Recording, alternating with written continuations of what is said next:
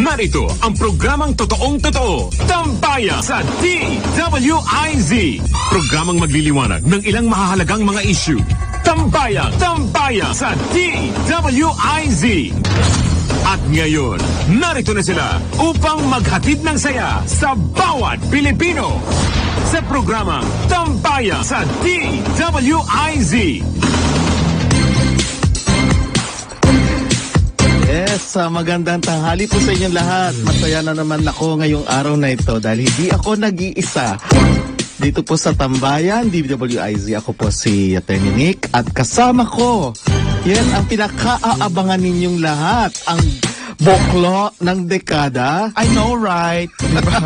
Ako po si Drew Olivar Mildred Natasha Olivar Jr. III, PhD, MD, with Masteral of Pangkukulam.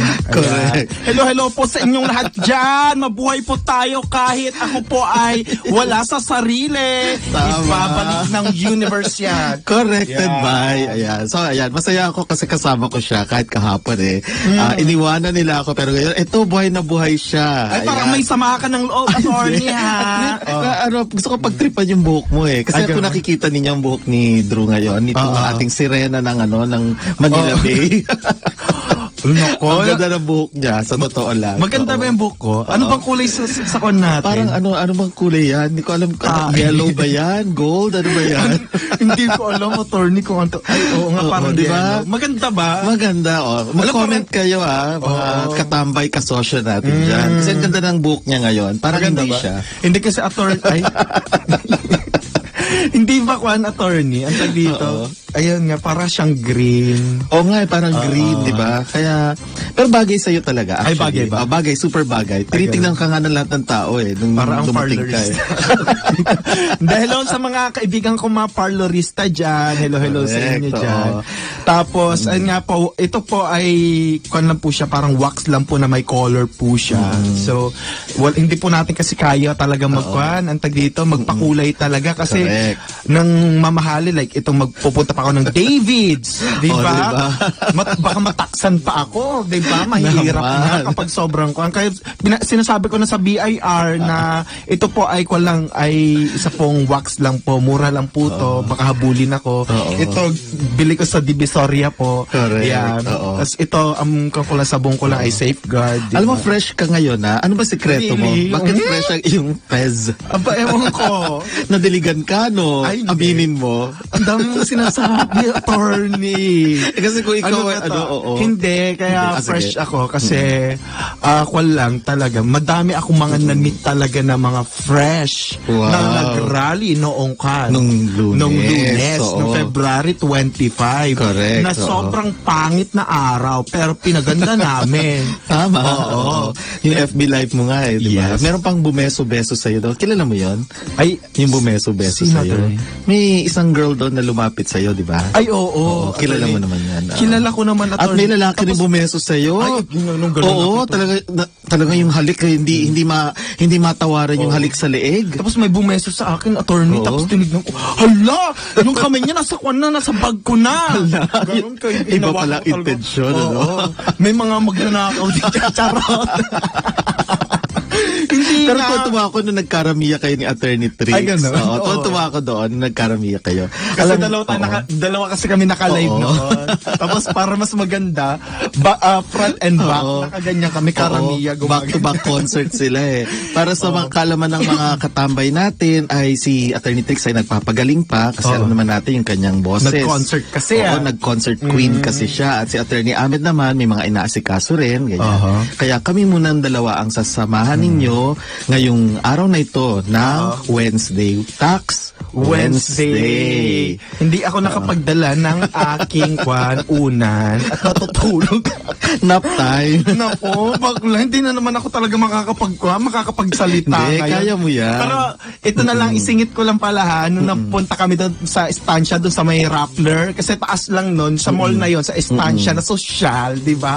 Magandang hangin, aircon, para sa mga walang pores. No, ganyan, for me. Oh, totoo naman, wala kang pores. Tinitingnan ko nga kanina Oo, eh. talaga. Oh, sabi ko, na, saan ba nilagay? Hindi, salamat po sa BB cream ng Pond's. Ay, ang ganda niya, attorney. BB cream. O yan, may tip na kayo. Uy, dapat padalan tayo ng manufacturer ng Oo BB nga. cream, di ba?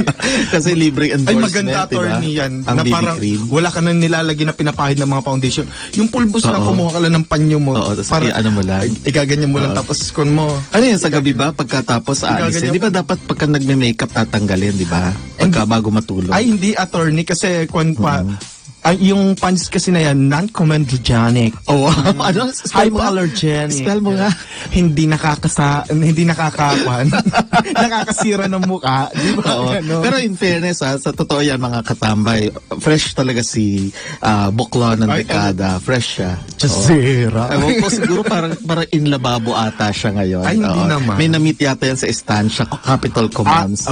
Ay, nakita ko yung ex ko, attorney. Sino doon? Si Mark Lopez na parating dinidisable ng Oo Facebook. nga, di ba? At yung fact-checker na Pacquiao na si Reza. Oo. No? Speaking of Reza, kasi nagsalita na nga, binanggit ko kahapon yung dating Maria boss Chesa ko. na. Maria Chesa yung na ba? Chesa, yung nahuhulog na parang tae na fruit. Ganon. Oo nga, di ba? Go Chesa, ahead, oh. Tony. Hindi, binanggit ko na rin yung kahapon na nagsalita rin ng dating boss ko, Chief Justice Panganiban, tungkol nga sa cyber libel case niya.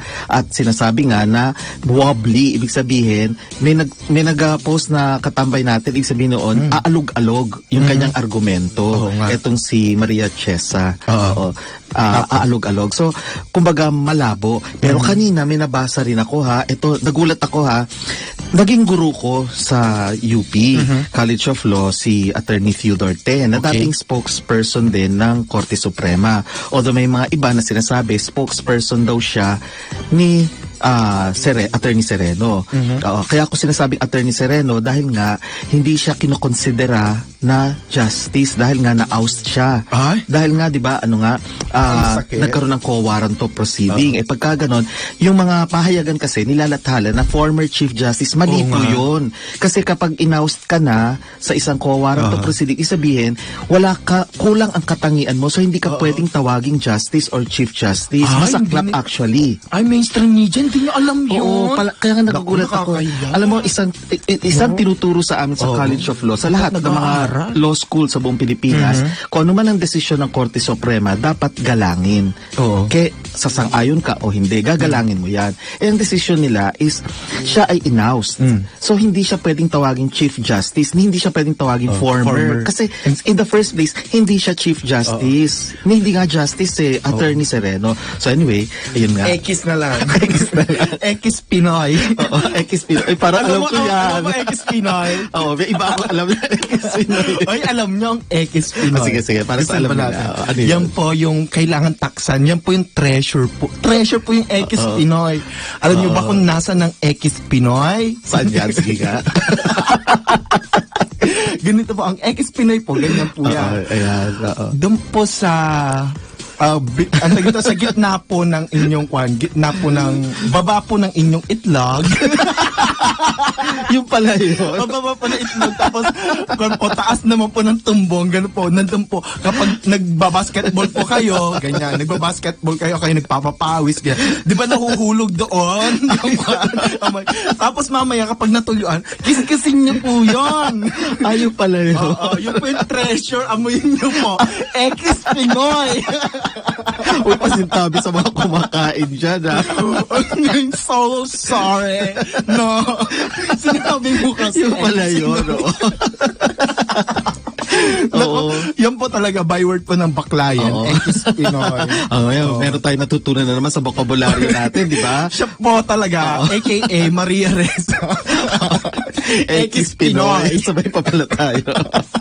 Ang X Pinoy. Ayun, pati ako na X Pinoy. Hindi kasi nga, nagsalita itong si Theodore Te. Okay, naging guru ko siya sa College of Law, no? Ngayon sabi niya ganyan, ipinaglalaban daw nila na yung daw republication daw kasi nangyari bago pa lang magdesisyon nagdesisyon na yung Korte Suprema tapos nagkaroon ng republication. Kaso, nagkaroon daw ng motion for reconsideration. Kaya kapag may motion for reconsideration, ibig sabihin, hindi pa final yung decision. Nung nag-decide na yung motion for reconsideration, na-decide na wala daw republication na. Yun yung parang punto niya. Okay. Tapos okay, maaaring make sense yung sinasabi niya. Kaya lang, nagulat ako sa kanyang last statement. Ang sabi niya na ang third division, ang isang division daw ng Korte Suprema ay hindi daw Korte Suprema. Doon ako nagulat kasi sabi ko, wait, bakit mo sinasabi na ang Supreme Court, okay, ang desisyon ng isang division, para sa kaalaman ng mga nakikinig sa atin, ang Korte Suprema natin kasi 15 sila dyan. Ngayon, hinati-hati yan sa tatlong divisions na tigli-5 bawat isa. Welterweight division. Flyweight division, di ba? Mga ganyan. Okay. Oo. So, hinati yan sa tatlong divisions na tigli-5 bawat isa. Okay. Ngayon, bawat division yan, pag nagdesisyon yan, desisyon yan ng buong Korte Suprema. So mali yung sinasabi ni Professor Theodore Te na sinasabi niyang ang desisyon daw ng isang division ay hindi daw desisyon ng Korte Suprema. Hindi ko alam kung saan niya napulot yan kasi ako nagtrabaho ko sa Supreme Court. Ang desisyon ng mga Ilang divisions... years attorney? More than 3. Ay. Kasi hanggang sa nag-retire na si Chief Justice Panganiban, yung boss ko nga. Okay. At kinuha rin ako ni Attorney Sereno. Ay? Pinabalik niya ako noong time na yon. Pero umalis din ako sa kanya. Kasi nag-wellness leave ka. Oo, nag-wellness leave ako. Okay. Ayun, maaga ako umalis, hindi ako nagtagal talaga doon. So anyway, yun nga sinabi niya na ang division daw ng Korte Suprema ay hindi daw Korte Suprema. Mali po yun. Kasi ang isang division, kung ano man ang desisyon na gagawin yan, desisyon pa rin yan ng Korte Suprema. Hindi yan kagaya ng Court of Tax Appeals. Okay, sa Court of Tax Appeals, kapag nagdesisyon ng isang division at hindi kasang-ayon, pwede mong erase and bank. Ibig sabihin, yung buong Court of Appeals ang magde-decide. Pwede mong i-apela, kumbaga, yung desisyon ng isang division sa Court of Tax Appeals. Ganun yun. Pero sa Korte Suprema, kung ano man ang desisyon ng isang division, nirerespeto yan ng ibang divisions. So, sabihin natin, first division, second division, third division. Pag nagsalita ang first division, sasang-ayunan yan ng second at saka third. Hindi pwede silang yung i-appeal mo. Hindi ganon. Pero may mga instances na ang desisyon ng isang division, iba sa desisyon ng ibang division. Doon minsan nagkakagulo. Pero very rare po yun. Pero hindi mo pwedeng i-apela ang desisyon ng isang division para decide ng NBank. So, mali yung sinabi ni Professor Ted. Nagulat lang ako. Sabi ko, ano ba naman to? Dinidistort talaga nila kung ano yung katotohanan. Kalokat kate. Ayun. Tapos, binigyan ng ng award itong si Reza. Ay, na naman. Ng eskwelahang alam mo na, yung eskwelahan na may tumatakbong senador din, na hope yaman ni Popcorn, di ba? Ano yun? Yung Ramon Magsaysay. Ay, di, ikaw yun eh. Di ba ikaw yung winner ng Ramon Magsaysay Best in Swimsuit, di ba? Oo. Yung Magsaysay line po, yung barko. Yung barko. Correct, oo. Okay. Speaking of Reza ulit, di ba may napabalitang may nag-donate daw? Oo. Yan. Ay, nako, laking pera niyan. Sige, attorney. Oo, di ba? Magkano ba yun? $500,000. O, diba? US dollars, may nag-donate daw. Galing daw sa Omidyar. Yun ang balita, okay? Hindi umano na meron daw donation sa kanya para daw pondohan yung kanyang legal defenses. Kasi nga naman, saan siya kukuha ng pambaya, diba? So, tunutulungan siya nung... ang laki rin noon, diba? Pagkatapos, bukod pa dyan, humihingi pa siya, diba? Na tulungan daw pondohan siya, yung mga gusto mag-donate, diba? Namalmos pa. Oo. Nako, ito na naman, gagawa na naman sila ng mga kung ano-ano, baka nakakalimutan nila, may donor's tax yan. Oo. So, ang donor's tax kasi, kapag nagbigay ang isang residente ng Pilipinas sa kapwa Pilipino dito, o isang residente, or isang hindi taga rito at nagbigay ng pera, okay, yan ay may donor's tax. Okay? 6% in excess of 250,000. So, kung yan nagbigay ng 1 million, so, yung 250,000 na donation, walang tax yun, exempt yun. Pero yung 750,000, meron, times 6%. Dati may table yan eh. Tinanggal na yung table, so times 6%. So, itong correct. So, itong matatanggap ni Reza, ay dapat may buwis ito. Oo nga. Hindi siya exempt kasi ngayon ang exempt lang dito is kapag nagbigay ka sa government or yun, exempt. O kaya nagbigay ka sa isang religious institution, education, yun, exempt yun from donor's tax. Hindi naman ang Rappler educational institution, hindi rin naman government yun. Kaya may donor's tax. Kahit anong form ng transaction attorney na parang, example sana umidyar galing telegraphic kwan. Correct. Ganyan. Meron. Na paano yung madetect kung may mga nagpapadala pa na parang pasikreto, attorney? Ay, Meron oo. ba ang BIR na parang malalaman? Wala pang ganung teknolohiya eh. Meron na. Para malaman. Meron na? Oo, yung machine si Trillanes. Kaya Oo nga pala. iscan lahat. Tama, di ba? Ang galing-galing niya, di ba? Pambansang X-ray. Oo. O di ba na ano siya na may probable cause sabi nga ng ano lumabas sa balita rin dun sa inciting to sedition niya. May kaso siya na haharapin niya. Sinach? Yung inciting to sedition, isang krimen 'yon sa ating Yes, batas. yes. So yun. Speaking of yung sabi mo, merong pinapadala dito pala, Yes, yes, okay, yes. na pera. Kasi may mga nagtanong na katambay natin tungkol dito sa remittances. Yes. Kasi itong tatakbong si Gutok. Gutok, alam mo yan? Oo. Batok. Kung parate. Alam mo, pag tinitingnan High blood ko siya, parate. naalala ko yung kwento mo, na naaalala mo yung sa Darna. Ay, oo. Hinahanap ko Happy Valentina. kung nasaan si Vibora eh.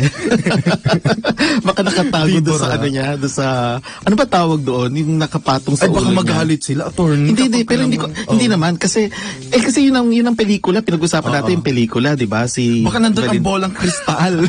Charot. Kasi humirit siya. Sabi niya ganyan, dapat daw alisin ang patong sa mga ipinapadalang pera ng mga OFWs. So, syempre, kung ikaw ay OFW, sabi mo, wow, maganda yon kasi maganda. yung ipapadala mo sa pamilya mo, buo na. Or konti lang ang mababawas. Kasi sabi ni Gutok, tatanggalin daw niya yon, ipatatanggal niya. Girl, hindi pwedeng ganun yun. Hindi yun ganun kadali. Kaya in-explain ko ngayon sa Facebook ko. Sabi ko, ang una, kung sakaling siya ay mahalal, maging senadora siya, kung sakali, okay, hindi lang naman siya ang magdedesisyon. Okay? Ang magdedesisyon yan, yung buong kongreso. Yes. At sa ating saligang batas, hindi pwedeng magsimula ng panukala tungkol sa buwis ang Senado. Dapat magsisimula yan, dapat manganak muna yan, mangitlog sa House of Representatives. Tapos pagka nag-decide na sila, saka iaakyat sa Senado. So yung pagdating sa remittances, okay, kahit na magdesisyon siya, isang boto lang siya. Hindi siya yung sasagot sa lahat. Wala diba? siyang bilang. Correct. Oo, wala siyang bilang doon. Pangalawa, hindi mo pwedeng kontrolin ang mga sinisingil ng mga remittance companies. Okay? For example, 'di ba meron tayong sabihin natin, parang ano yan parang yung FedEx, 'di ba? FedEx. O kaya LBC, Western Union, LBC, mga ganyan. Cebuana. DHL, ayan, Cebuana. Na hindi tumatanggap ng gusto primary parate. Oh, 'di ba? So, kung kunyari, yung sinabi niya kailangan daw bawasan, paano niya kukontrolin yung mga nasa ibang bansa? Yep. Kunyari, ikaw, nakatira ka sa US, tapos magpapadala ka, may kausap kasi natin FedEx, di ba? Gusto ni Gutok, bawasan din daw yung patong ng FedEx. Magkakawa ba niya yun? Ay, nako. Kabaliw, di Hindi ba? ka nag-iisip talaga. Talagang gusto lang niya pabida ka lang parate. Pero hindi mo pinag-iisip ang mga sinasabi mo. Kaya nga nagiging bayani yung mga OFW natin dahil po sa mga ang tag dito, sa mga remittances, yung mga taxes na ganyan. Kung tinanggal mo yan, paano pa sila maging bayani? Correct. Nakagaling At saka, paano niya kukontrolin, di ba? Ngayon, kung ikaw nakatira ka sa US, sabihin natin may FedEx doon, tapos sabihin natin meron ding, sabihin natin DHL, so dalawa yan. Kung mataas ang singil ng FedEx, syempre hindi ka magpapadala doon. Lilipat ka sa DHL kasi mas mura. So yan ay market competition yan. Depende yan sa business structure nila, kung magkano sisingilin nila. Kung mas mahal, di syempre, yung mga nagpapadala, hindi na sa kanila, hindi na magiging customers nila or clients nila, lilipat sa mas mura, di ba? So hindi mo makokontrol yon. Ang pwede lang niyang kontrolin yung dito sa Pilipinas. Pero paano niya gagawin yon? Aamyendahan niya yung batas ng Bangko Sentral ng Pilipinas. Ibig sabihin, kasi free naman ng mga remittance companies dito na mag-charge sila. Right now, ang pinapatong lang is yung VAT, value added tax, kasi nag-render sila ng services. So, syempre, kailangan silang kumita. Dumaan dito, pumasok dito yung perang pinadala ng OFW, tapos ibibigay nila yan dito sa recipient, kamag-anak mo rito. Syempre, maniningil sila ng service fee. Yung service fee, may value added tax yon, VAT. Okay, so walang problema doon kasi yun ay talagang normal yon. Okay. Ngayon, paano niya babawasan yung ipapatong yung service charge? ang pwede lang right now, huwag siya magpauso kasi meron na ngayong pending bill sa House of Representatives na ang sabi doon sa panukalang yon, pwedeng daw yung bigyan ng discount ang mga remittance companies o kaya bigyan sila ng tax incentives o kaya sabihin natin yung mga bangko at saka mga non-bank financial intermediaries hindi nagre-review tong si Botok. Yun lang ang pwede niyang gawin. At saka pwede ring bigyan niya ng insentibo ang mga OFWs na kapag sila nagbigay ng ito amount mas malaki, ito yung magiging benefit nila. Yun lang ang magagawa niya. So sabi ko etong si nagpapauso siya, hindi naman bago yun, hindi original. Magki-credit grab na naman.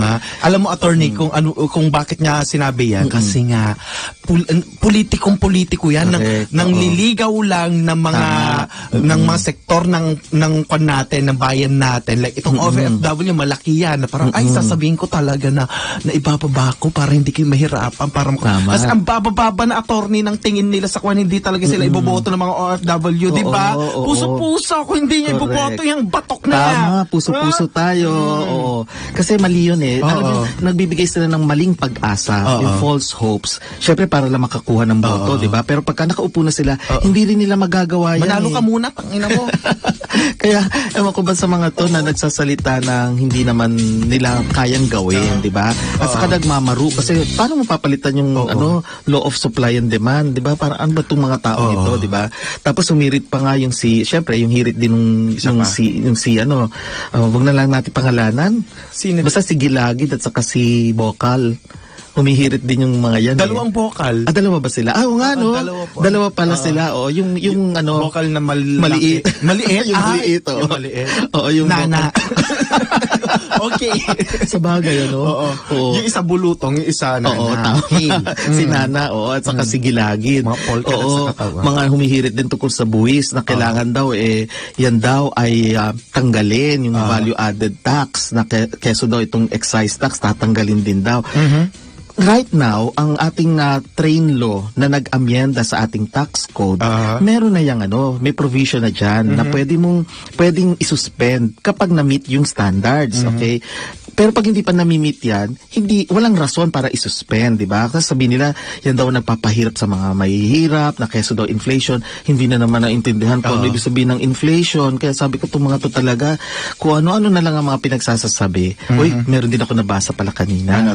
Na, syempre, may nabasa ako na meron daw isang institusyon sa Manila. Or yung pagkakasabi mo, uy, may nabasa ako kanina. Yung parang nasa trend ka, tapos tumitingin ka dun sa mga kwan, yung parang sumisilip ka dun sa cellphone ng may cellphone. Parang naghahanap, di ba? Ganun daw, parang ganun. Ay, yung mga ganyan, ang dami kong mga kaibigan na ganyan. Nagsa-cellphone ka, tapos yung mga mata nila. Mata ko sa saan, ang ina yun. Gawain ko rin. Cellphone na may cellphone. Nakikiusyoso, di ba? Go ahead. Go ahead. Ayun. Di sabi nitong isang news article na nabasa ko, meron daw isang babae na nagtatrabaho sa isang institusyon, isang pamantasan sa Maynila, okay? Hindi yung pamantasan ng Manila, kundi isang university sa Manila, okay? Sa Metro Manila. Na ito daw babaeng ito ay binebenta daw niya yung mga grades. May grades. Okay, para daw makapasa ka, maniningil siya. Tapos gagawa niya ng paraan para makagraduate. Oo. Yes. Nasa news yan, yung girl na ito. Ngayon, alam mo, shinare ko yan. Sinabi ko, may alam akong ganyan na totoo at isa siya sa mga tumatakbo. Yung bang bagsak na yung estudyante, ipipasa pa niya. Ay, sino lang ba ang dito? Diba? So merong ganon. Tama na tayo. Para matama. Kaya hindi ako nagtataka kung nangyayari yun doon sa pamantasan na yun. Kasi merong ganon na bagsak na nga, ay pinapasa pa. Dahil, alam ko yan. Dahil may mga alam mo na, 'di ba? So 'yun totoo yung sinabing yun, yung article na 'yun. Kasi pag wala kang bayad, babagsak ka dun sa mas mababang paaralan ng kwan na yun. Correct. Yung mga 'di ba doon naman sila galing, 'di ba? Yung mababang paaralan. Alam ko na. Hulaan niyo kung sino yan. Oo, sino yun? So, paano na lang natin. Ayan, Ayan. okay. Ngayon, Galing mo mag-blind item. maski sa tax meron, ano? Pero gusto ko talaga, pag blind item, gusto ko yung aminin mo Oo. ulit. Uy, meron pa isa. Hindi, ano muna, mag-light mood muna tayo. Oo, Light okay. mood ulit. Kasi alam mo ba, meron 'di ba si Chris Aquino, 'di ba? Ayan, oo. May lumabas na balita na naman. Okay. Meron daw siyang merong isang parang nagka-criticize sa kanya, isang nanay, okay? Medyo hindi to ordinaryong nanay eh. Donya-donyahan to. Para siyang Doña Senyora Maris, parang Santibanez. Parang ganon, oo. Ay, ganon. Oo. Na yayamanin. Yung bang Doña nakakahiyang Oo. dumikit, di ba? Yung nandudura, diba? Oo, yan mga ganyan, oo. Oo. Mga aliki. Oo. Ganon. Eh, ang Okay. sabi dito sa balitang ito, sabi nito si Donyang ito, sabing ganyan, huwag mong aano-anuhin ang anak ko, hindi ako natatakot sa'yo, sabing ganyan. Dahil mayaman din ako. Parang sabi niya, kung gusto mo akong hanapin, hanapin mo ako. Hindi ako natatakot. Tapos humirit pa siya na yung anak niya, hindi daw papatol doon kay Chris. Hindi daw papatol. Kasi daw, mayaman yung anak niya. Ay, Oo. tinurn Tinurn Oo. down. Yun ang ano. Sakit. Oo, actually, masaklap, di ba? Ay, Kasi iba yung press release hindi nung na araw. lalaki ang naghahabol. Oo, yun nga. Mabuti. Oo, yun. Humirit ito si Senyora Santibanez, talagang ano siya, palaban talaga siya. Kasi may yayamanin talaga siya. Yayaman. Marami siyang negosyo. Nag-jackstone ng mga kristal. Correct, oo. Crystals lang, jackstones Oo. niya, di ba? Mga Moldavite lang naman, di Ay, ba? hindi. Mga kwan. Mga ano? Mga diamonds Wow, talaga. oo, Diba? oo. Alam mo, kitang-kita sa kanyang mga yung mga porcelas niya, talagang nanginginta, puro ginto. Ay, ganun. Kaya hindi siya natatakot Bumibili harapin kay eh. Annabel Rama. Oo. si Annabel, oo nga pala. Oo, pag nagbenta, nakita ko dati. Rofa! Ang lalaki naman binibenta. May butterfly pa na malaki na puro Oo, diamond. di ba? Grabe yan. Napanood mo ba yung isang episode ng tuloy, naging tayo, Oo. showbiz ng konti, no? Oo. Napanood mo yung isang episode ng Gandang Gabi Vice na nagluto nagsaing, nagtry magsaing ito si Rofa. Oo. Tapos nagpapaturo siya sa nanay niya. Sabi niya ganyan, una daw, gagawin daw, ilalagay niya yung bigas sa kaldero, tapos yung daliri daw niya, itutusok-tusok niya daw ganun daw. Sabi naman ni, lagyan muna ng tubig. Biro mo niya. Tapos Ay, grabe. sabi niya sa nanay niya, lalagyan din ba ito ng tubig? So ganun, kakatawa yung episode kasi hindi niya alam. Oo. Tapos after that, ilalagay na daw sa oven. Biro mo ilalagay yung kaldero sa oven. My God. Hindi alam talaga. O hindi niya alam na paano magsaing. Siyempre, yayamanin. Yung diba? kaibigan ko nga dati, attorney, sabi ko, na tinuruan ko din siya magsaing dati Oo. ng kwan. Ay, bumaba na pala ang kwan ang rice ngayon. Yes, attorney, oo, bumaba na. Yung tinda ni kwan, Sir Joe Soliman, ng mga bigas, bumaba na, di ba? Magandang balita yan. Ayan, tinuruan ko yung kaibigan ko. Oo. Sabi ko, ganito lang, para sukatin mo, ganyan. Paano ang sukat? Ganyan. O, hindi ba Ay, gano'n? mga ganyan, Hindi ba, parang alam. di ba may ganyan sila ngayon? Hindi ko Ay, maintindihan. Ano ba, ewan ko. pitikulangot daw. Hindi, Di ba, pitikulangot yun? Hindi ko alam saan napulot yung gano'n. Hindi, ganyan siya. Ako si Santolina. Mga bata. Di ba may mga nasasaniban ng Tama. ganyan? Pag gano'n, di ba? Bago. Parang, tapos pag hinawa ka mo, attorney, madami na. Oo nga, totoo Sorry, yan. ako hindi manko days ko ngayon Oo nga, na. bukas yun. Oo, pero na-excite na ako. Excited kami Oo, pareho. pero ito kasi mga tax Wednesday, dapat tinataksan din niya kasi mga Tama. nanghihingi, mga nasasanib sa niba. Yes. Ako si Santolina. Kayong mga bata, dapat nagpakabait na kayo. Tapos pag hinawakan mo yung bird nila, ay! At bawal ang sanib ako. Oo, bawal ang sanib. Oo.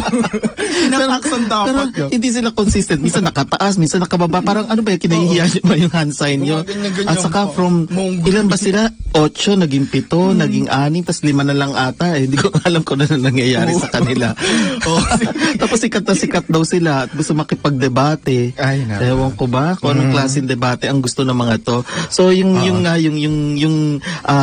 ating mga mangko na pag-uusapan, bukas pa Bukas yon po. kasi excited na sila. Oo. Tomorrow, kwan namin ha, dalawang kwan lang kami. Dalawa lang Topics. pag-usapan na crystals and yung mga Panaginip. Oo. Hanggang pa-level up tayo, mga orasyon na bakla. Ayan, oo. Titigal Exciting. Bukas po yan. Okay. Umabot tayo ng 30 minutes ulit. Ay, So, break muna po tayo. Magbabalik po ang tambayan.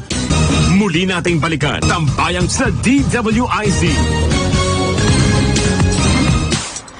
Yes, mapapanood nyo at mapapakinggan kami sa website na DWIZ882am.com. I-download nyo rin po ang DWIZ app sa inyong iOS at Android. Hanapin lang ang DWIZ882.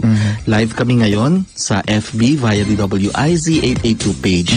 Pwede kayong sa hotline namin 470-1750 hanggang 54. Ulitin ko po yun, 470-1750-54. O kaya sa text line na 0918-350-2378. Yeah.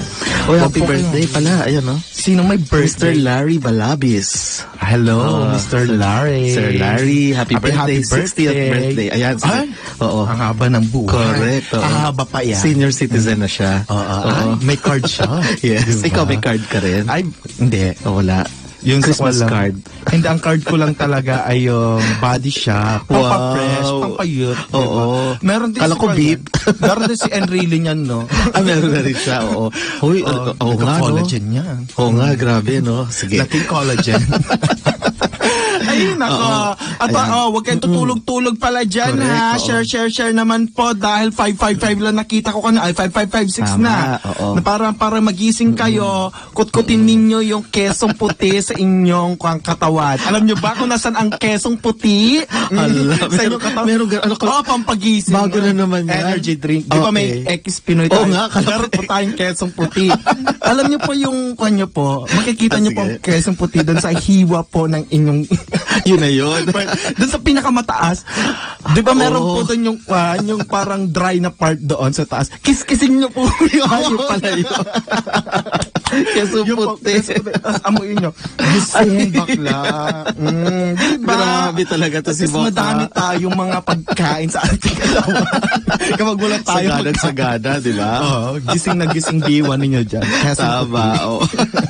Bago na naman yan. Keso puti at saka X Pinoy.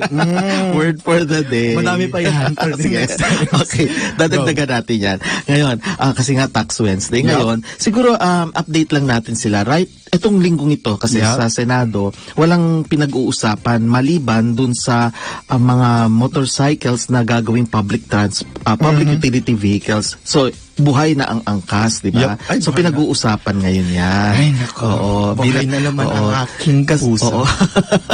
Pinagpawisan na naman ako sa mga Marami boys ka kasing ko. yung mga boys Yes. na nakikilala doon eh. Kasi alam nyo, mga katambay, kasi ang batas ng mga, ang ating sa transportation law, nung time na yon ay wala pang, hindi pa ginagamit ang mga motorsiklo bilang public utility vehicles o yung mga PUVs. Hindi pa. Eh ngayon, ina yan, di ba? May mga angkas. Eh kaso wala kasing batas talaga na sumasakop dyan. Kaya pinag-uusapan ngayon sa Senado. Yep. So right now, wala ring pinag-uusapan tungkol sa buwis. Kaya ganito ho kami ni Drew kung ano-ano muna ang pinag-uusapan namin. Pero tutukan natin ng pansamantala, okay? Yes. Yung tungkol sa tax amnesty.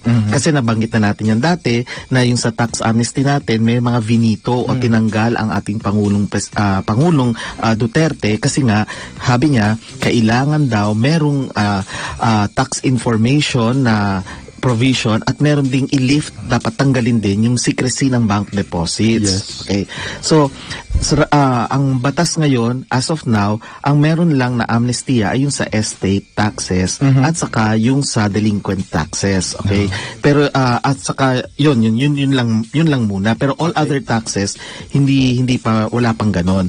Inintay ko pa yung kopya ko ng as vetoed by the president. Hinihintay ko pa yung kopya at dito ko unang i-discuss sa inyo. Ngayon meron kasing isang katambay natin. Batiin ko siya si kung pangalan nito, kalimutan ko. Hindi, si taga Canada kasi siya eh. Okay, di ba? Maabot tayo sa Canada. Correct, oo. Or Ireland yata, basta nasa ibang bansa. Anong pangalan? Sabihin mo na! Nawawala eh. Oo. Nasa dulo ng dila ko. Hanapin mo nga. Nasa dulo. Kasi, ang sabi niya, meron din daw amnestia or amnesty na ginawa dun sa probinsya. Okay? May lupain kasi sila doon at may amnesty rin daw doon. Ngayon, tinatanong niya, yung bang amnesty na sa probinsya nila sa pagbabayad ng buwis ay pareho ba dun sa amnesty na kapipirma pa lang ni Pangulong Duterte, no? Sabi ko, hindi yan magkapareho. Iba yung tax amnesty ni President Duterte at iba rin naman yung amnesty na may ordinansa. Kasi yung amnesty na may ordinansa ay lokal lang yan. Ibig sabihin, doon lang yan sa probinsya o kaya sa munisipyo o kaya sa city, sa bayan o kaya sa lungsod kung saan yun ay naging isang ordinansa. So ang hahanapin nyo, hindi yung mga, kasi minsan may mga yung nakapost na parang notice, pero hindi yun ang titingnan nyo. Ang titingnan nyo talaga yung ordinansa mismo na ipinasa at pinirmahan ng sanggunian. At nakalagay doon kung ano yung amnesty tungkol sa pagbabayad ng amilyar. Ibig sabihin, yung real property taxes, hindi estate taxes. Magkaiba yung dalawa. Nakakuha lang kasi sila. Oo, nakakalito lang kasi talaga. Hindi ba pwedeng palitan na lang yung hindi, kasi yung talagang pangalan eh. So, sabi ko sa kanya, kunin niya yung kopya ng ordinansa kasi magkaiba yun. So, tandaan mo natin, pagka nagpasa ng ordinansa ang mga local government units natin, mga bayan, mga lungsod, o kaya mga probinsya, yan ay lokal lang. Ibig sabihin, doon lang yan. Hindi yan lalabas doon sa lungsod or munisipyo or doon sa probinsya. Kumbaga, kunyari Batangas yung ordinansa, hindi yan aapekto o walang effect yan sa Cavite. Wala ring effect yan sa Batanes, di ba? At layo at sa Tawi-Tawi. Kasi kanya-kanya yan. Tsaka sa Babuyan Island. Correct. By Jobber. Akala ko Mamoy. Tapos, Barangay Mamoy. Babuyan Island. Di ba meron cartoon si late Larry Alcala, yung sa mga Bamoy, di ba meron gano'n? Parang meron ata, di ba? Yung mga caricature niya, di ba? Okay. So, okay. So, yun, yung tax amnesty na pinirmahan ay applicable sa buong bansa. Pero yung sinasabing ordinansa na amnesty ay lokal lang yan. Hindi yan sa buong bansa. Now, speaking of amnesty, kasi para lang maliwanag sa kanila, ano ba talaga itong amnesty, tax amnesty na sinasabi? At anong kaibahan niya sa pardon? Alam niyo, meron ako dyan. Alam ko ang amnesty. Ano? Iniinom ko yan. Attorney, yung tubig, yung sabaw doon sa bigas, yung tapos lalagyan ko ng misty. Kaya pala amnesty. Akala ko kakanta ka ng yung kanta ni Barry Manilow. Ano ba? Amnesty. Ang hala, dinadamay mo ako, niya. Sorry, Trixie, Bonnie Tyler. Bumalik ka. Oo nga. Wala, pa rin siya, Bonnie Tyler pa rin eh. Kaya, it's a heartache, di ba? Hard day ba yun? Heartache. Ikaw talaga, Nora, ha? Pearly siya nga tayo dito. Pearly siya. Di ba, yun? Yung wala, himala. Di ba, nakaduro pa dapat yung daliri, di ba? Sige, gayahin mo nga. Nora ka ba o Vilma? Siyempre, favorite ko talaga si Nora dahil Nora. Favorite niya, ang favorite drinks niya ay nawasa. Nga pala. Charot na. Sige, kung ikaw favorite mo si Nora, ako naman Vilma. Okay. Kunyari, para may tayo. Ate V. Oo. Saan ba yung kanya, akala mo lang meron, pero wala. Or baliktad yata. Akala mo lang wala, pero meron. Akala mo meron. Pero wala. Hindi yata yung linya niya yun eh. Ano ba ang linya niya? Sister Stella L, di ba? Mga linya niya. May mga panya-panya lang. Kung alam niyo po, sulat niyo lang po ha. Sa bagay, napapaagat tayo sa ating Friday na chismisan. Okay. Ang amnesty kasi, yan ay parang forgive and forget. Okay, kung meron kang ginawang hindi maganda, ay forgive yan, tapos kakalimutan na lang. Parang as if wala kang nagawa. Okay? Ang pardon, parang ganun din, forgive and forget. Kaya lang, may mga kondisyon. Okay? Pwede kasing partial ang pardon, partial lang, okay? Pwede ring total, parang eclipse, di ba? May partial, may total. Pagka partial pardon, ibig sabihin, may mga kondisyon na dapat ma-meet mo. Pag hindi mo na-meet, hindi ka pwedeng i-pardon. Pero kapag total yan, ibig sabihin, talagang walang kondisyon, so free ka na talaga. Okay? Ngayon, ang amnesty kasi, normally, ina-applyan sa mga tinatawag na political offenses. Ibig sabihin, yung mga paglabag na may kinalaman sa politika. Okay. Pero ang pardon, ina-applyan kapag merong mga paglabag sa katiwasayan, kapayapaan ng bansa. Okay. So, Ang Tagalog ng pardon ay parol, attorney. charot, napaisip ako. Pagpapatawad.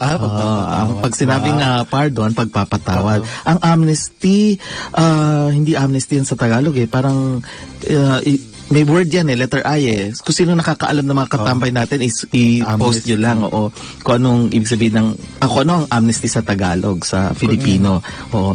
Tapos ang amnesty ina-apply din yan sa grupo. Okay, kaya nga yung tax amnesty natin sa isang buong grupo. Ibig sabihin lahat ng mga taong magbabayad ng kanilang estate taxes o kaya yung mga taong merong delinquency taxes, doon sa kanila mag-a-apply. Pero ang pardon binibigay lang yan sa isang tao. Limitado lang. Kunyari, merong nagnakaw, pagkatapos malapit siya sa presidente at pinatawad siya ng presidente at walang kondisyon daw, o di para lang sa kanya, hindi para sa buong bansa. Unlike yung tax amnesty natin, para sa buong bansa yun, di ba? Ay, beroleta. Oo, tama. Tapos ang isa pa, ang amnesty kasi ay isang tinatawag natin public act. Okay. Ibig sabihin, alam ng buong publiko yan. Alam ng lahat.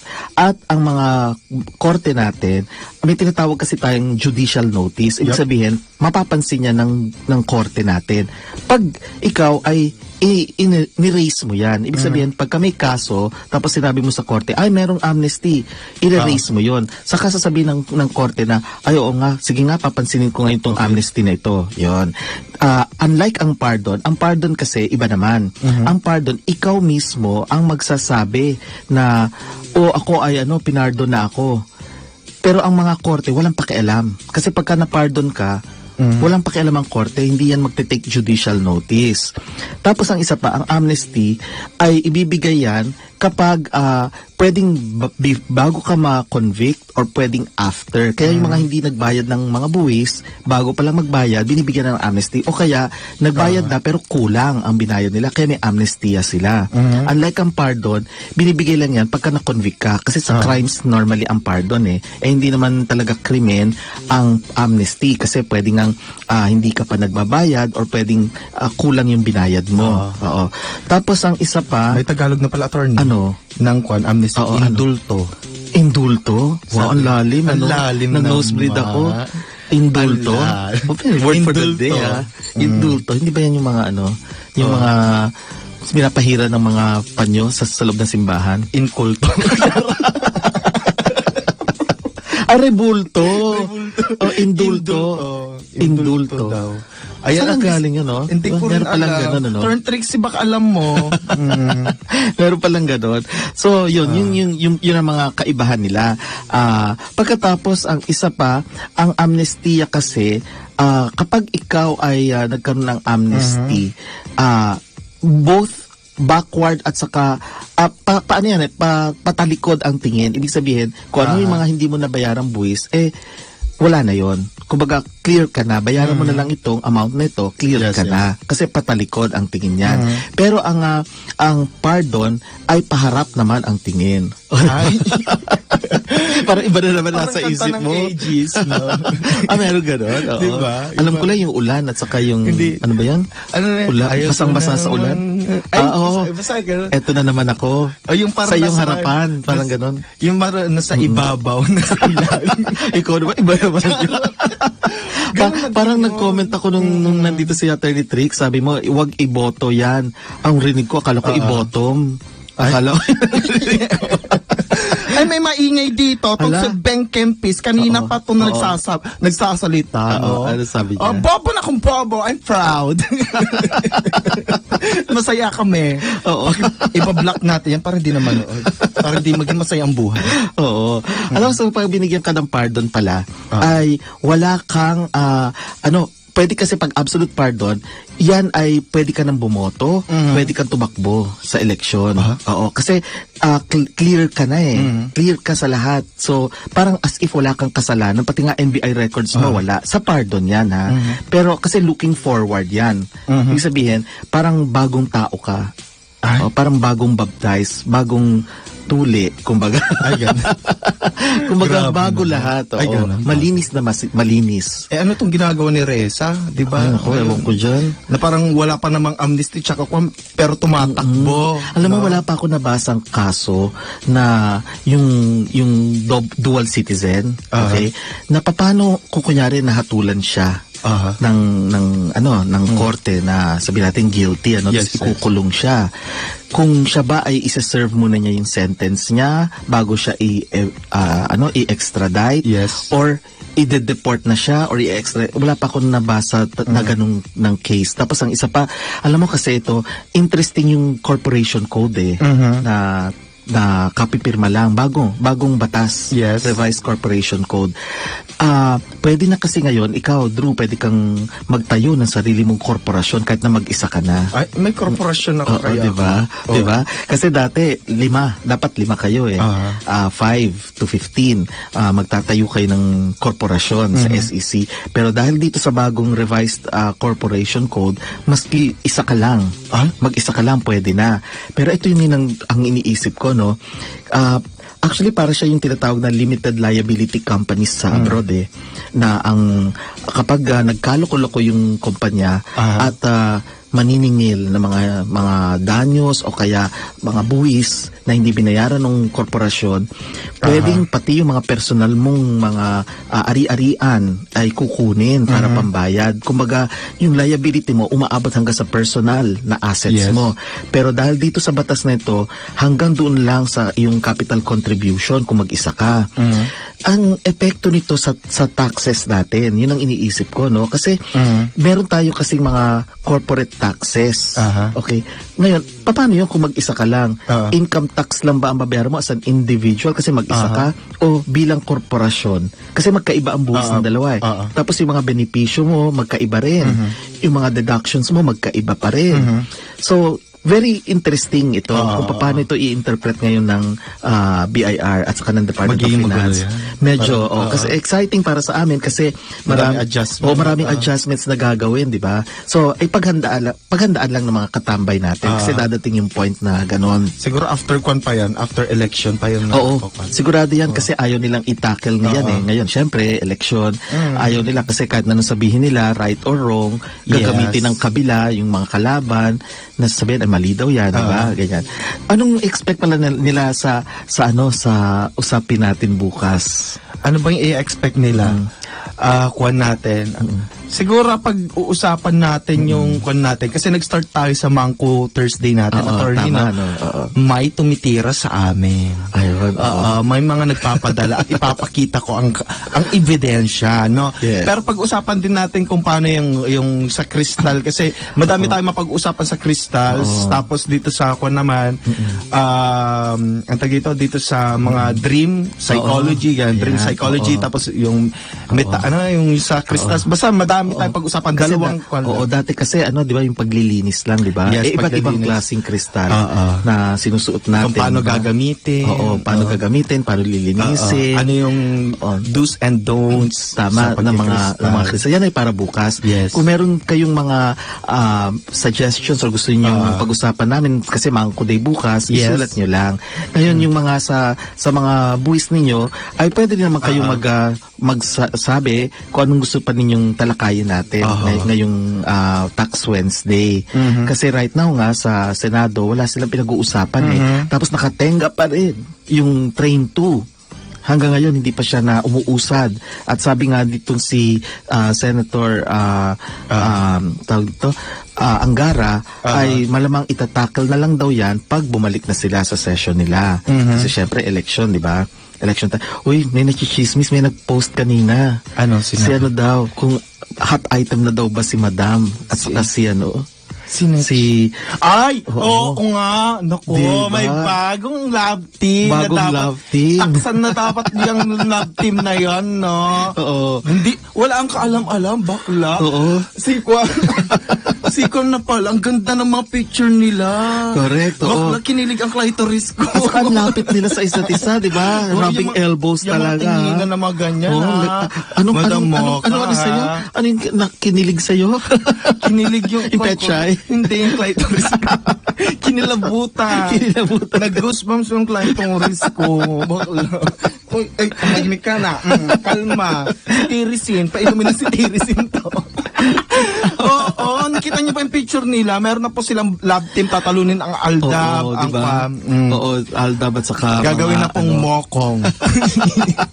Yan po, ang ganda talaga ng tag team nila at nakita ko pa tong si Kwan talaga. Lumalove life talaga. Nag-red! Correct. Ang bakla si Mildred. Siya pa talaga si Mildred kasi naka-red kagabi. Tama. Ewan ko ba? Naglaba-labawak pa talaga si bakla. Mildred, galingan mo. Talagang... Speaking of, ito ang pangalan ng isa pala, si Jing Liwanag. Yes. Ayan, so binabati ko po siya. Tapos, yung pala, nakita mo ba yung isegue na lang natin, ano? Yung may gaganap daw sa MMK. Ay, oo nga. Oo, na Catriona Gray. Oo, Oo. parang dalawang pinagpipilian pero Oo. nakita ko yung si Maymay Si Maymay. si... Boto ka ba na si Maymay ang gaganap? Anong masasabi mo? Anong opinion mo roon? Nag-isip. Hindi ko Nag-isip alam. talaga si Moklo. Hindi ko alam. Si Maymay naman, nakakatuwa, di ba? Tsaka... Pero Ano di ba parang ano siya, model, di ba? Nag-model. Siguro, yun na rin na parang alangan naman mag-training pa si Kwan. Oo. Ito si Liza, di ba? Maganda na nga eh, Oo, di may ba? naman sabi si Liza, di ba? Si Liza na ang Pero siguro si Maymay na baka kaya naman talaga niyang i-portray yan na parang wala naman tayo nakita, di ba? Na sa maalaala mo kayo, na-solve naman tayo sa MMK, di Tama, ba? oo. Hindi namang, basta, yun At na saka yun. di ba, bumisita na dito, parada na si sa homecoming niya si Catriona Gray. Catriona Gray. Nakita mo ba yung meme na umupo siya katabi ni ni Senator Nancy Binay? Ay, nakita mo Oo. yun? Parang sabi, I'm sorry ha, pero para siyang Kwan. Yung mata niya, di ba? Para siyang, sabi niya, parang nananalangin. Kung nakikita niyo lang mga katambay, ang mukha ni Buklo ng dekada rito, ginagaya niya si Senator Nancy Binay. Grabe. Tawang-tawa talaga ako doon. Nakakapanghina na parang awa naman ako sa kanya, parang nananalangin sa isang Diyosa, gano'n. Sana ganyan. Oo, may nagsabi, ate, lamang mo lang sa akin ang kulay, parang gano'n. Nako. May bago pang meme, pinagpalit sila yung mga ulo nila, pinagbaligtad. Nakita mo na ba yun? Ay, nakita ko nga yun. Grabe din. Nakakapangkwa. Galing talaga ng mga Pilipino. Grabe no? pagka sa saya at saka sa kalungkutan talaga nakakagawa talaga ng mga memes Ang galing talaga ng Pinoy. Magaling talaga. Pero yun nga po, ngayon na naman, inaangkin na naman po si Catriona Gray ng mga dilawan. Wala po, hindi po ganyan ang isang Miss Uy, may Universe. chismis ako dyan. Kay Catriona Gray. Kay Catriona ba yun? Basta isang beauty title. Naghiwalay na? Hindi. Nagkagusto ang isang politician sa kanya. Oo, nagkagusto talaga. Naging yung nagde-date. Medyo bata pa to. Hindi naman sobrang bata, pero medyo hindi siya yung mga may edad na. Okay? So naging sila nagde-date. Pero nakipag-break yung beauty title holder na yan. Ayaw niya. Alam mo ang dahilan? Bakit? Oo. Bad breath. Ay? Oo. Hindi niya nakayanan pag nag-uusap sila. Kaya nakipag-iwalay siya. Ay, gano'n? Oo, yan, totoo yan. Kasi yan ay talagang balitang-balita Sino yan. yan? Oo, Blind isa siya. item naman. Oo. Ito ay politician to ha. Politician na merong kadate na... Sinong bad breath yung... Yung politician. Yung politician? Oo, kaya nakipaghiwalay itong si beauty title holder. Sandali. Sino tong beauty na to? Ay, mahirap kasi baka siya lang kasi yung nande-date doon eh. Ay. Oo, kaya mahirap na, no? Kaya, basta isa siyang politician. Tapos sabi nga daw, bad bet. Napatunayan ko yan kasi nung Ay, nagkasama-sama kami. Ay, wag ko sabihin. Alam ko na. Kasi may politician yun eh. Meron, Di ba sumali sa Miss Universe yung baba? Hindi natin. Diba?